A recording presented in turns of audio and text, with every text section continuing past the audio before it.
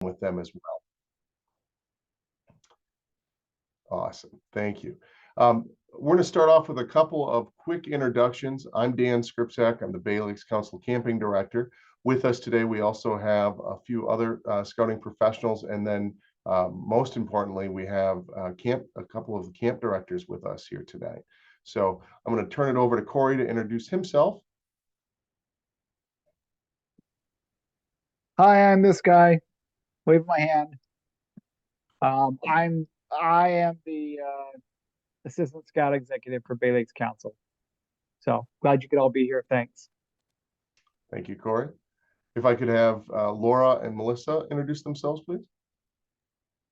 Hi, I'm Laura Martin. I'm the contact person for most of you guys for Cub Scout Camp at Gardner Dam, Rocolio, and Camp Hiawatha. Thank you, Laura. And I'm Melissa, and I am the contact person for Scouts BSA for Bear Paw and Hiawatha. Wonderful. Thank you, Melissa. Now, for those of you who don't know, Laura and Melissa are amazing resources. They can help you with your reservations, help sort out a lot of issues. They work really hard for us every year, and we are so grateful for all the support that they provide. In addition, we have, I see on my screen right now, I see Eric and Michael. Is Patrick here as well? I don't think so yet. But I'd love if Michael, could you introduce yourself as the camp director at Roque? Yeah, hey, I'm Michael. I'm the camp director at Rocolio, and I will be doing a couple sessions at Gardner Dam as well. Thank you, Michael. And Eric, if you could introduce yourself, please, for Camp Hiawatha. Hello, welcome everybody. My name is Eric Kestela. I'm the camp director up at Camp Hiawatha. We hope to see some of you up there enjoying the wonderful summer we're going to have. Wonderful. Thank you, Eric. All right. So the great news is all of our properties that are hosting Cubs this year, that include Camp Rocolio, Camp Hiawatha, and our Webelos and AOLs are also at both of those properties. And then Webelos and AOL camp at Camp Gardner Dam, Gardner Dam Adventure Base. There are some new and exciting program changes to the Cub Scout program. We're not going to delve a lot into those other than to let you, those of you who are den leaders and Cub masters, know that National has asked us, all camps across the country, to only provide advancement opportunities for non-required electives. So we will not be providing this year certain pins or belt loops or adventures that are required for rank advancement. We will be following National's mandate and providing only the electives. But if you haven't seen the new programming that's out there, I encourage you to go out to my.scouting.org and check out the incredible, well, I shouldn't say incredible, but there's a lot of information out there that's going to be rolling out from National and from Council in the coming months that will go over the new programming that goes into effect June 1, which means we're subject at our camps to providing programming under the new program system. So what that means for you as den leaders and Cub masters is that your Cub Scouts are going to receive exciting, high quality programming within the new framework. What we also want to make sure is that everybody who's coming to camp, one of our top priorities, other than having fun, is that everybody is safe. So a few quick reminders with this webinar before we jump into some questions and answers. Some of the things that we need to make sure people understand with Cub Camp are that only registered leaders are allowed to attend camp with Cub Scouts, with the exception of that Cub Scouts parent or legal guardian. They are the only people who can attend Cub Scout camp without being registered in the BSA. So that means older brothers and sisters, grandmas and grandpas, aunts and uncles, friendly neighbor, whomever it is that may have been attending den meetings and Cub Pack meetings with that young person as their caring adult. If they are not that young person's parent or legal guardian, they must register if they're going to attend camp with that young person. That is not a Bay Lakes Council rule. That is a national rule. So again, that rule went into effect September 1 of 2023, and all of us are subject to that rule. So if you have folks who are hoping to come, we welcome them. We're excited to have them come, grandmas, grandpas, aunts and uncles, adult siblings, etc., that want to attend with their Cub Scout. Wonderful. But we need to make sure that they're registered and have had a background check. Make sense? Can I get some thumbs up? Awesome. And I've taken the YPT training. Correct. Yes. Thank you, Eric. That's important. That is not just registered and background checked, but that their youth protection training, their online youth protection training, is up to date, which up to date means it has to not have expired. It has to have an expiration date after the last date of your session. So then the next thing from a health and safety perspective is make sure that all of your kids are coming to camp. If they're coming to Cub Camp, we need parts A and B. If you are attending Webelos Camp and you're there for more than the 72 hours, we also need part C. Right? That needs to be dated within 1 year of the program. If you have an insurance issue where you maybe registered for camp for a later session last year and your scout didn't go to get their physical until the last minute, and now you're signed up for an earlier session, please reach out to me. I understand that insurance will typically only pay for one physical per calendar year, and we can have a conversation and work that out. Okay. Additionally, it's really, really important when you're registering kids for camp that under the registration within the Black Bug system, that you are using the dietary restrictions and allergies section. Many parents and scout leaders will be signing kids up, and because those are optional fields, in their rush to get through, they will skip over those and tell themselves that they'll get back to them. And then we don't find out that there's an allergy or dietary restriction until little Johnny or little Susie is at camp. And we want to avoid anybody going to anaphylaxis. That would be ideal for everybody to have a better time. So please, please, please, if you haven't or you've skipped over that, please go out and take a few minutes in the registration system and go back and complete that so our staff can know that ahead of time and make the necessary preparations to keep your scouts safe.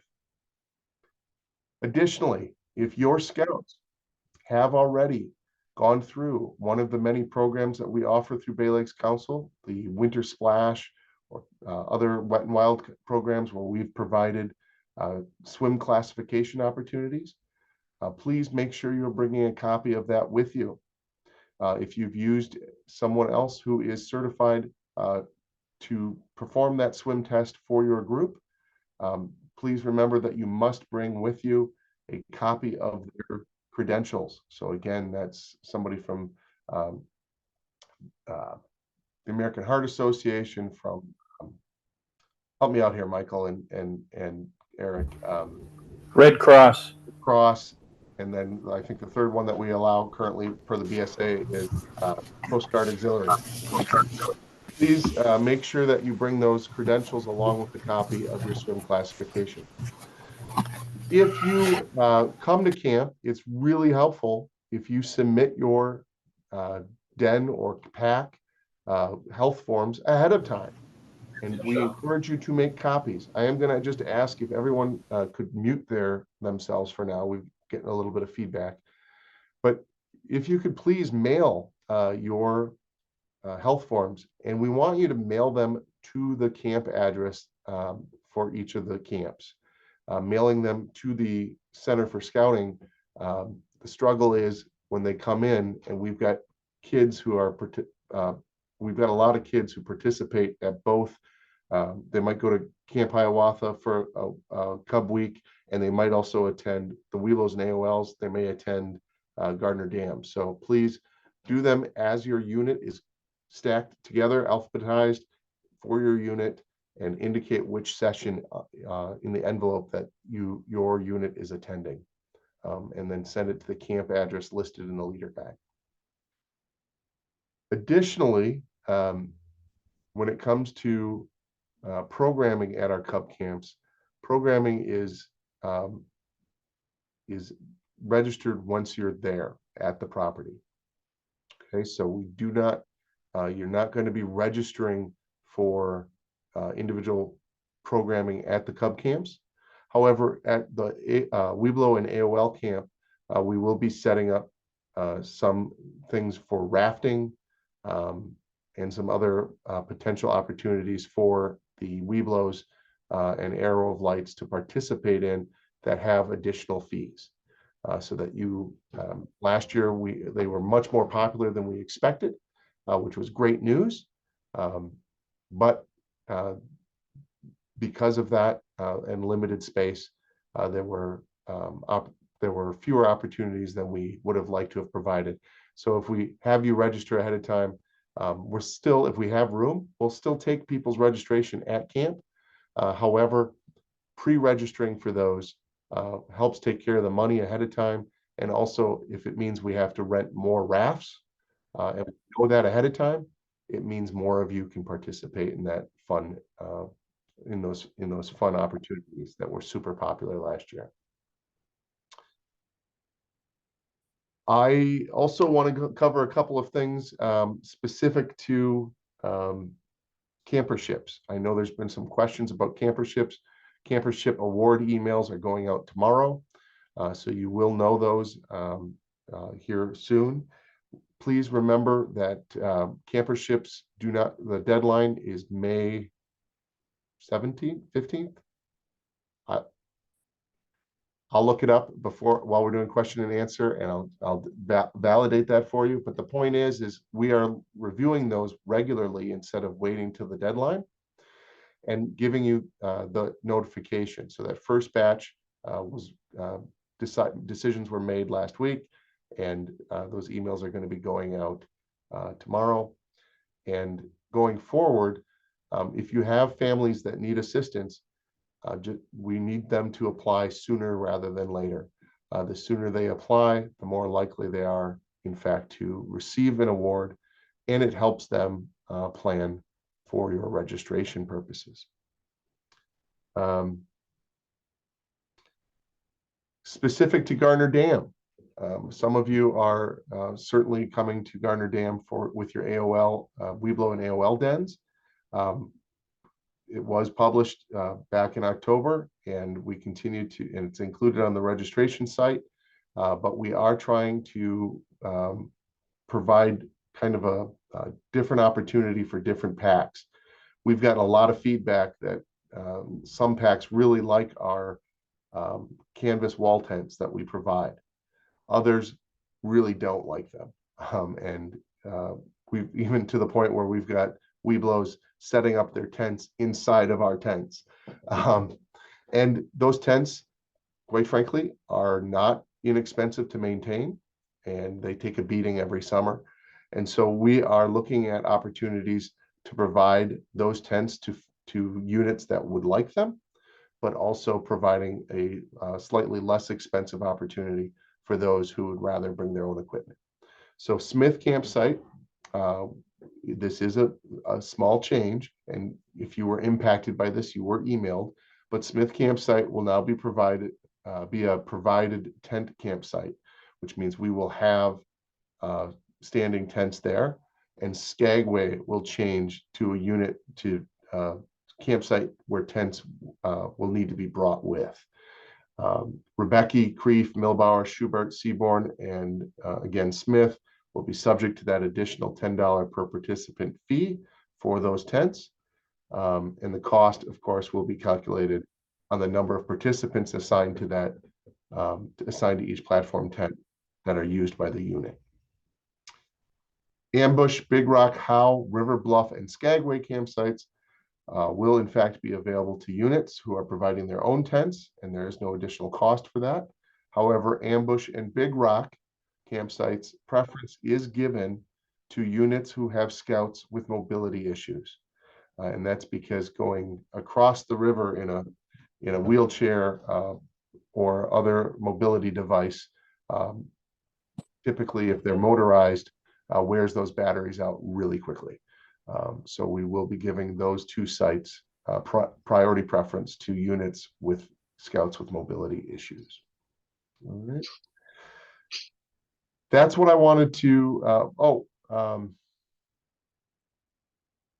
that's what I wanted to cover from my perspective, from a health, safety, and some changes. Of course, the leader guides are out there, and we want you to ask questions of our camp directors, of me, of our support staff, and this is your opportunity to do that.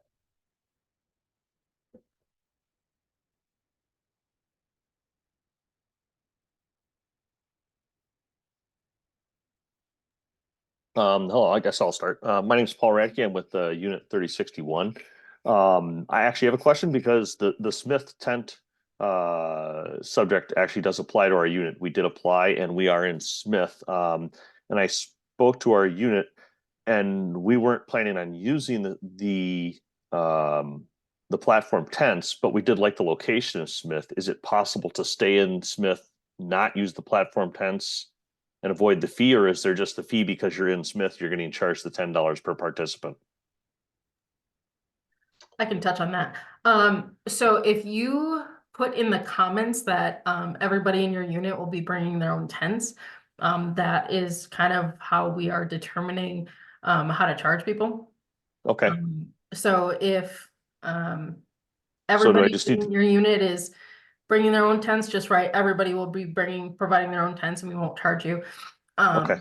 And then as far as if anybody is assigned to a site like that are Mhm. provided, if they have like half and half where some are using the provided tents and some are bringing their own, they can just put in that comment field, whether it's like we have 5 youth males, you know, Okay.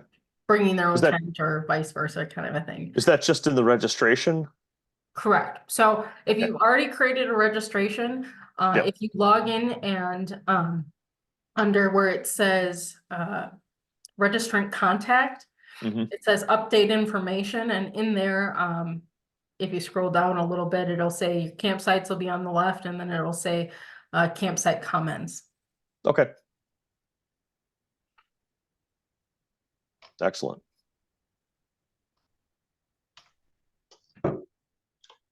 I am going to take a moment here, and I'm sorry, Pat, I did not mean to skip over you, but Patrick Williket is here, and Patrick is going to be the camp director, similar to how Michael is the camp director at Camp Rocolio, and that, but he's actually his staff.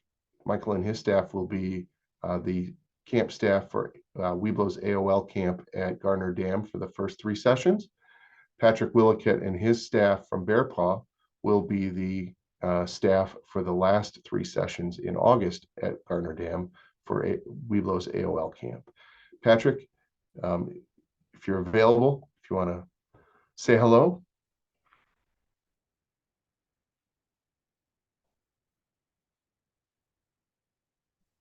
All right, can you hear me now? Trying to get on video here, We but I'm sure around, can. making it happen. It's all good.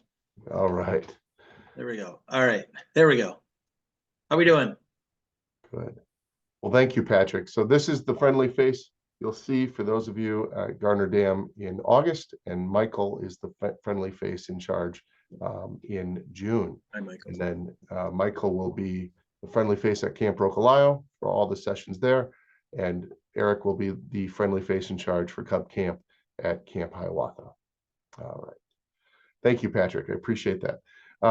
Other questions that folks might have? Yeah, I had one question quick. This is Paul with PAC 3104.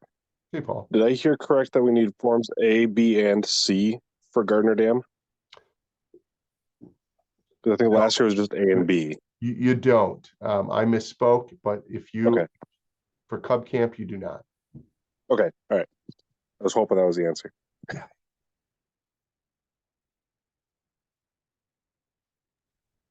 Hi there, I'm Allison. I'm with PAC 4063. This is our first year going to camp at all, so this is brand new to us. But just two quick questions.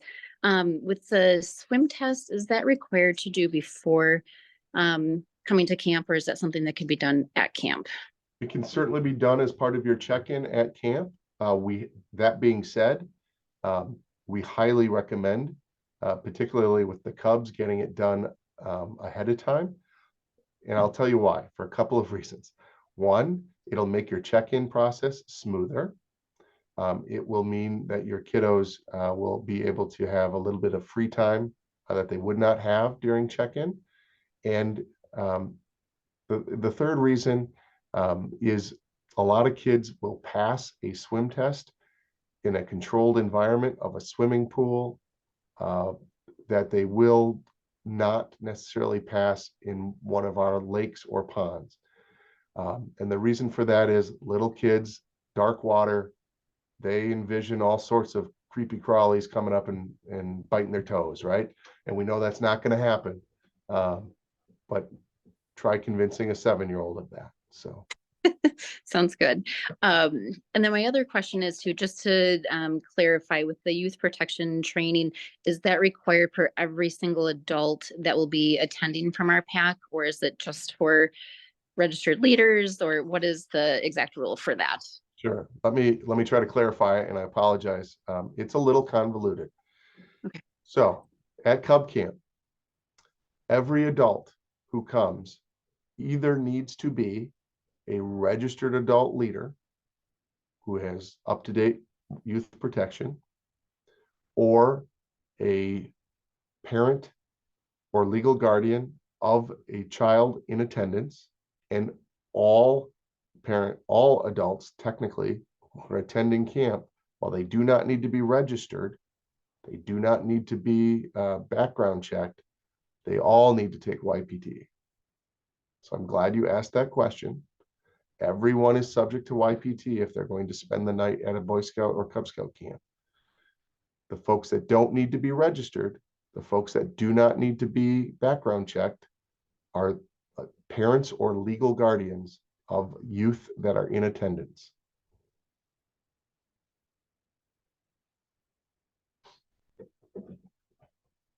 Does that make sense?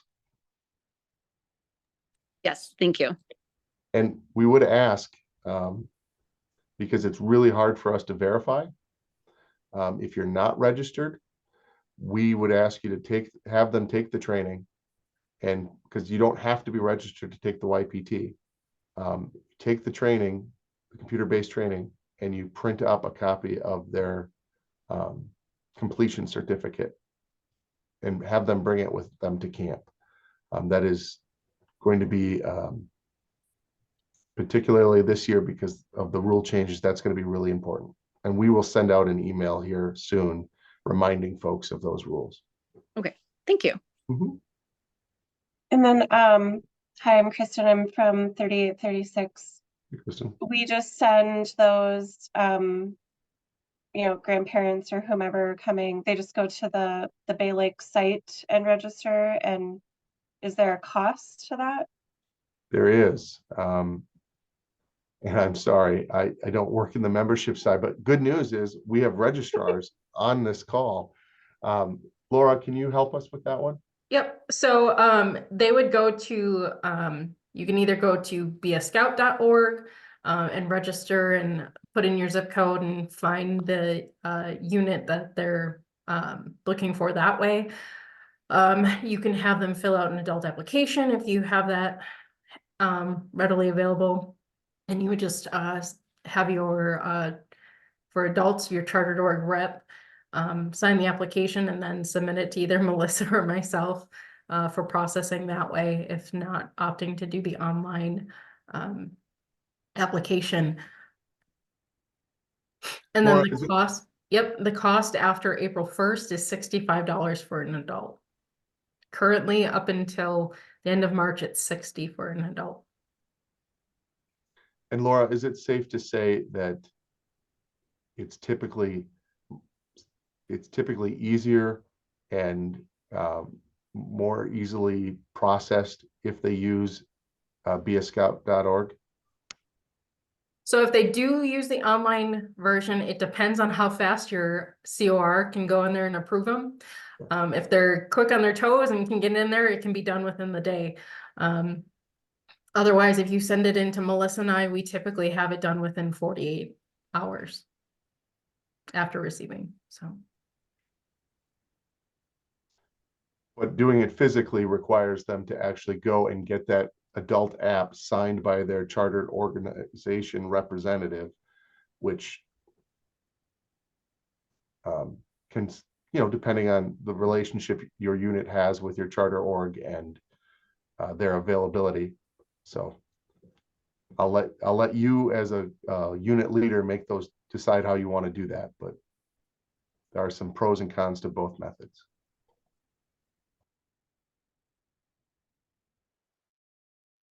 Other questions?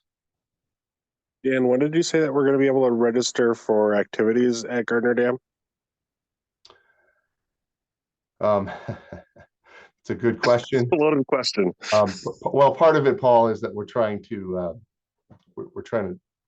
nail down some additional folks with the right certifications to provide people going down the whitewater for the adults and the still water adventures for the Cub Scouts, for the Webelos. Once we know how many folks we're going to have for that, and we suspect we'll know that before the end of this month, we will then enter into that rafting contract with the raft provider, and that's when we'll likely put that up. And we'll Okay. we'll send sometime in April or May. Yeah, and we'll send an email out to everybody, all the registered leaders that are attending that property, and letting them know that that's opened up. Perfect. Thanks. I guess I'll sort of tack onto that. So the events that we can register for are not requirements for advancement. Is that correct? There will not be any of those in the events. Correct. Okay. The ones that are not, like in whitewater rafting and stuff like that, are those already available? The ones where you might have subject matter experts, as it were, are those already open for registration, or is it all just going to be once you guys have everything sorted out? It's going to be once we have it sorted out. Part of Okay. it is we don't have all of the requirements for all the electives yet from national. Gotcha. So, once we And have, that's supposed to come out when? it was supposed to be out March 1st. Gotcha. We have about 80% of it, so we're waiting on a little bit more. And once we have that, we can build that we can build the program, offer it so it's clear for everyone. Gotcha.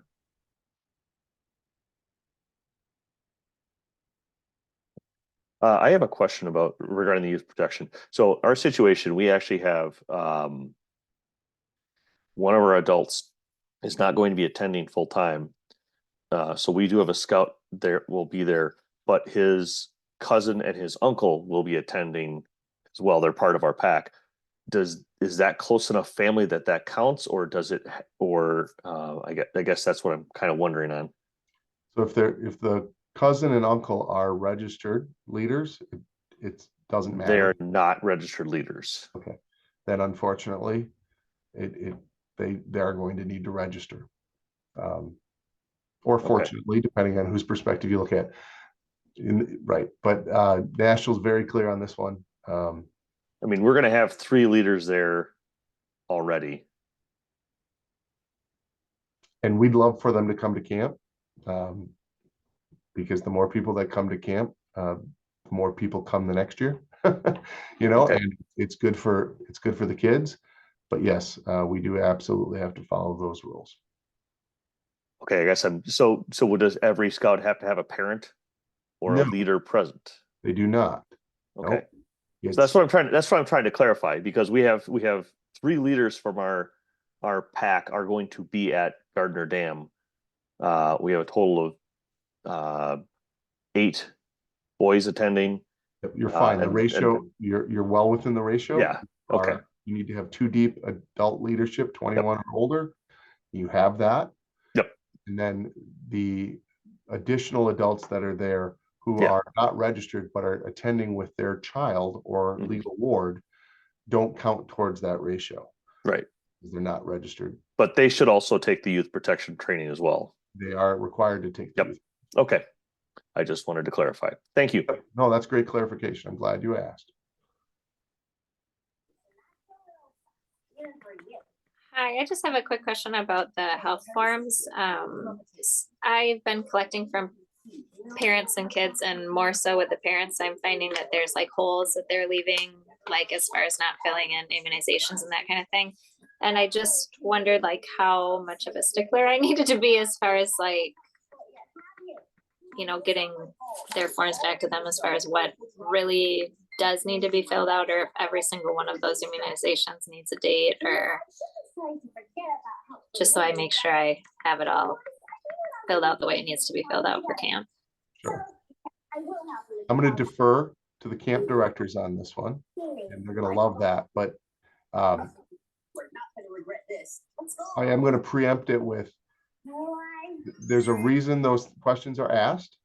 And it's mainly to make sure that the kids who are attending camp, if something were to happen and we had to transport them to a hospital, or our health officer had to do something, some emergency care at camp, knowing what immunizations they have had can impact the care that is given, right?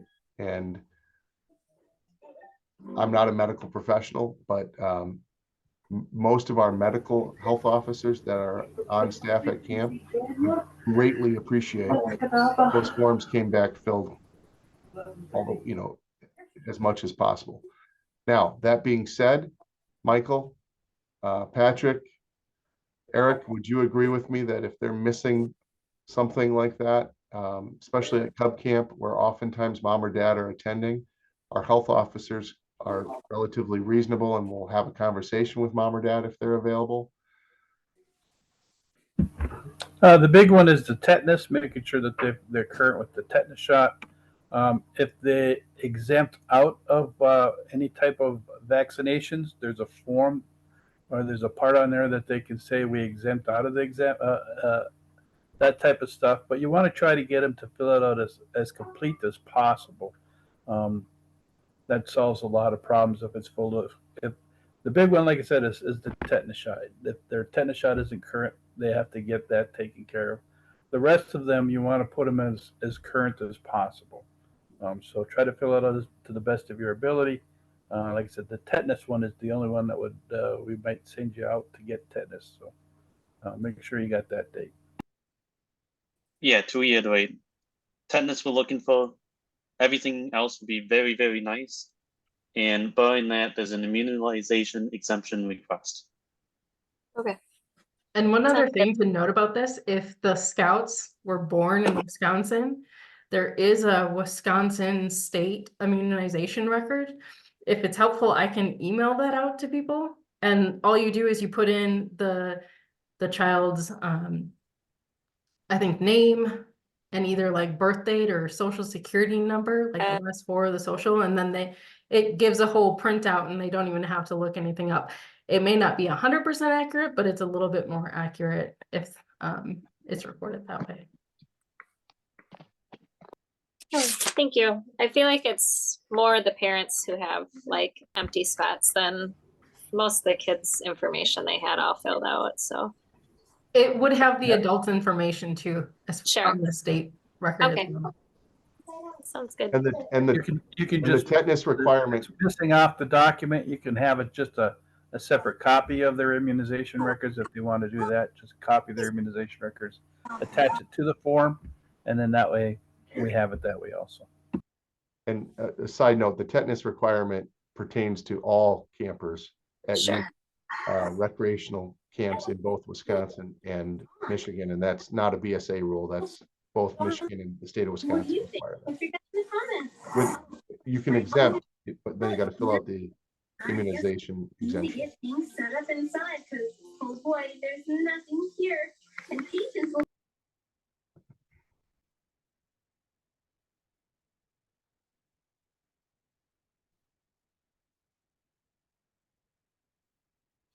We do have a question in the chat, and I'm not sure. I think that's recent enough that maybe we didn't answer it. And the question is, do we have suggestions or resources to coordinate swimming certifications before camp outside of the council events? And one of your absolute best options is going to be your local YMCA. Most of them will do it for a nominal fee. Typically, it's somewhere between $2 and $5 per scout. They'll have you set it up, and you'll all show up at the same time. Another good option, Holly, is most of the local high schools, if you reach out to their PE department or their swim team coaches and explain the situation, most of them are also Red Cross certified lifeguards and certified instructors, and thereby able to do those swim tests. And oftentimes they'll do it for you at the high schools for little to no cost. There's another question in the chat. Are there going to be t-shirts available to order with pack info on them again? This year there will not be. We are trying to maintain, we're trying to do things that don't cost a lot of money, and we have not been able to find a vendor who is giving us a reasonable rate, and we'll do it with the licensing required by national, that it makes it cost effective for us to do that, given the take rate that we had the last few years was so low. If every unit were to participate, and we could guarantee that we would have that screen printing for each unit, then it would be more cost effective, and we could likely do it. But we are pulling away from that for this year.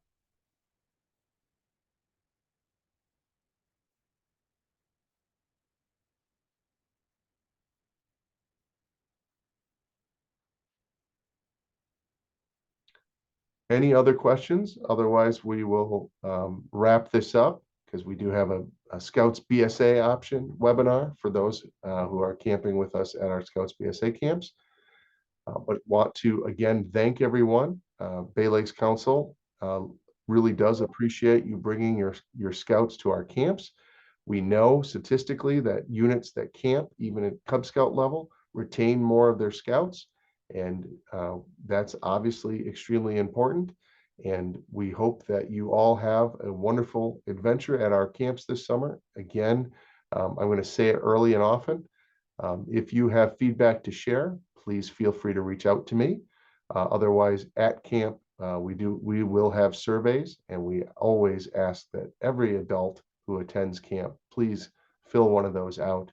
It helps us significantly.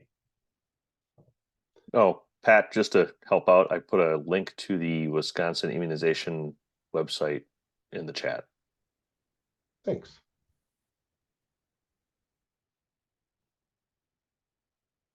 All right. Seeing no other questions, we will bid all of you a great evening. Thank you so much for joining us, and we'll see you at camp. Thank you much.